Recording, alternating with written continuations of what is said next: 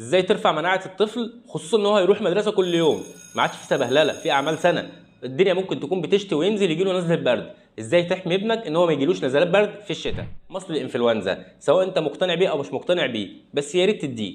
اول حاجه اسمها الاميولانت شراب. الاميولانت شراب ده مهم جدا، بيشتغل كمضاد للاكسده وبيرفع المناعه كويس جدا. بنستخدمه للاطفال من سن 4 سنين فيما فوق، معلقه صغيره الصبح وبالليل لمده شهر. تاني حاجه الاوميجا 3 مهم جدا، تدي كل يوم للطفل فوق السنه، بتديله 5 سم يوميا بعد الغداء لمده شهر برضه. امنع السكريات، حاول تقلل قدر الامكان السكريات والحلويات الفتره اللي جايه، عشان البكتيريا والميكروبات بتحب السكر. ما يعديش عليك يوم ما تديلوش حاجات فيها فيتامين سي، جوافه، فلفل، ليمون، برتقال. الحاجات اللي انا قلتها دي كلها على قد الايد، مش غاليه وموجوده في البيت، حاجات هتشتريها من الصيدليه بحاجات بسيطه جدا، بس هتوفر عليك فلوس كتير جدا بدل ما تروح كل يوم جاي من عند الدكتور في الشتاء.